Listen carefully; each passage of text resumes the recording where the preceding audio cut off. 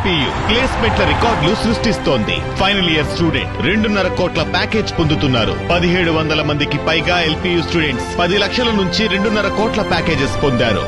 విద్యా విప్లవం ప్రారంభమైంది లవ్లీ ప్రొఫెషనల్ యూనివర్సిటీలో.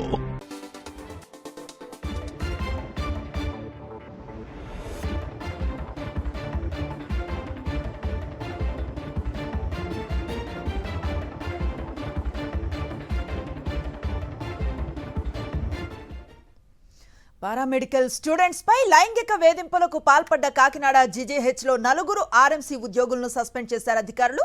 వైద్య విద్యార్థినులపై 4 సిబ్బంది లైంగిక వేధింపులకు పాల్పడ్డారనే ఆరోపణలు తలెత్తాయి. ల్యాబ్ అటెండెంట్ కళ్యాణ్ చక్రవర్తితో పాటు టెక్నీషియన్స్ జిమ్మిరాజు, గోపాలకృష్ణ ప్రసాద్లను సస్పెండ్ చేస్తూ ఉత్తర్వులు జారీ చేశారు అధికారులు. 4పై 1 టౌన్ పిఎస్లో కేసు నమోదు చేసి దర్యాప్తు చేస్తున్నారు పోలీసులు. A1 నిందితుడు కళ్యాణ్ చక్రవర్తి అజ్ఞాతంలోకి వెళ్లిపోయాడు.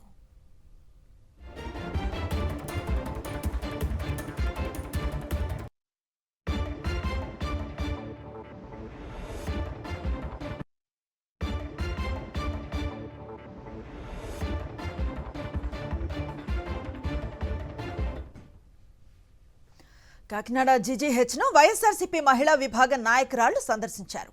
అమ్మాని ల్యాబ్, సెంట్రల్ ల్యాబ్ను పరిశీలించారు.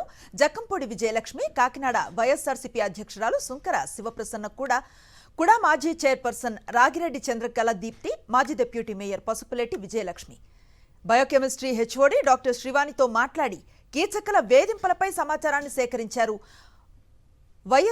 వైఎస్ఆర్సీపీ మహిళా విభాగం నేతలు విద్యార్థినులపై వేధింపులు జరుగుతున్నా ఎందుకు కఠిన చర్యలు తీసుకోలేదని ఆగ్రహాన్ని వ్యక్తం చేశారు. ఆర్ఎంసీ ప్రిన్సిపల్ సమాధానం చెప్పాలని వైఎస్ఆర్సీపీ నేతలు డిమాండ్ చేశారు.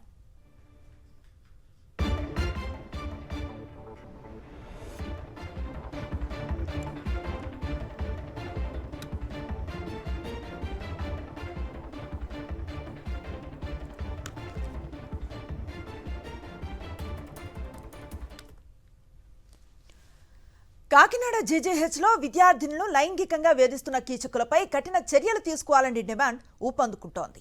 సిఐటియు శ్రామిక మహిళా సమన్వయ కమిటీ జీజీహెచ్లో ఆందోళన చేపట్టింది. పారామెడికల్ విద్యార్థినులు వేధింపులకు గురిచేసిన ఆర్ఎంసీ ఉద్యోగులపై క్రిమినల్ కేసులు నమోదు చేయాలని డిమాండ్ చేశారు.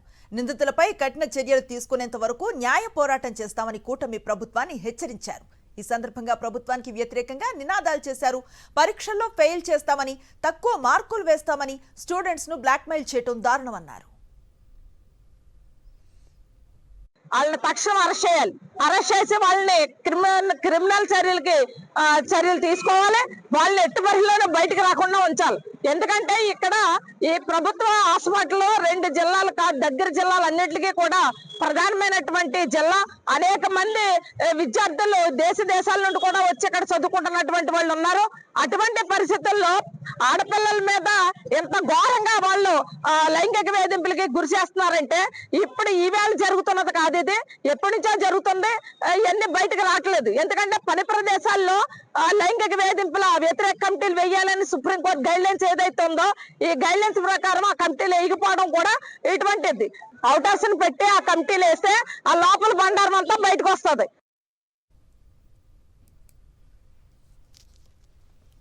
ఇదే అంశంపై మరింత సమాచారాన్ని మా కరెస్పాండెంట్ రాజు అందిస్తారు. రాజు, జీజీహెచ్లో విద్యార్థినులపై లైంగిక వేధింపుల వ్యవహారానికి సంబంధించి ఎట్లాంటి అప్డేట్స్ ఉన్నాయి?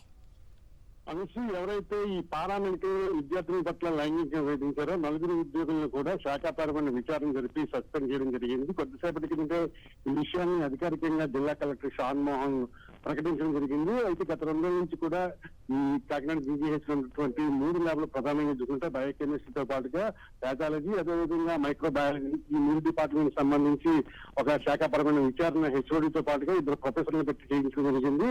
విద్యార్థుల నుంచి సమాచారం సేకరించడంతో పాటుగా వారితో లిఖితపూర్వకమైన ఫిర్యాదులు తీసుకోవడం జరిగిందని చెప్పి వెల్లడించారు.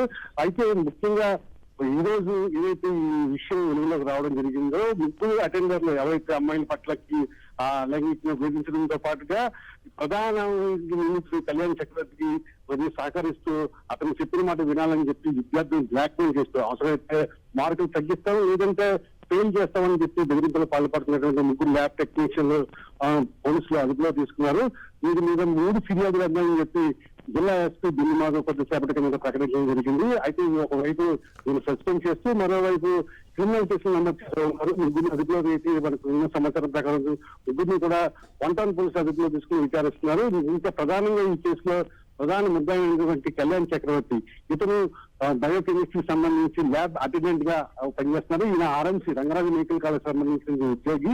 ఈయన ప్రస్తుతం అయితే మొబైల్ స్విచ్ ఆఫ్ చేసి అజ్ఞాత నుండి పరారైనట్టు తెలుస్తుంది. అయితే ఇతరులు కూడా అదుపులో తీసుకోమని చెప్పి ఎస్పీ వెల్లడించడం జరిగింది. ఓవరాల్ గా చూసినట్లయితే ఈ మొత్తం మీద ఈ జరుగుతున్న లైంగిక వేధింపులు దాదాపు మూకుమ్మడిగా 50 మంది విద్యార్థులను ఒకేసారిగా ఫిర్యాదు చేయడంతో అటు మహిళా సంఘాలు కూడా పెద్ద ఎత్తున ఈ కుటుంబ ప్రభుత్వంతో నిరసన వ్యక్తం చేస్తున్నాయి. కొద్దిసేపటి కిందట ఈ స్థానిక మహిళా సమన్వయ కమిటీ జీజేహెచ్ దగ్గర ఆందోళన చేస్తుంది. మరోవైపు వైఎస్ఆర్ కాంగ్రెస్ పార్టీకి సంబంధించినటువంటి మహిళా నాయకురాలు చక్రమూడి విజయలక్ష్మితో పాటుగా స్థానికంగా ఉన్నటువంటి సుందర శివప్రసన్న, రాగిరెడ్డి చంద్రకళ దీప్తితో పాటు మరికొంతమంది మహిళా నేతలు కూడా ప్రస్తుతం వచ్చి కాకినాడ జీజేహెచ్ సెంట్రల్ ల్యాబ్ దగ్గర రావడం జరిగింది.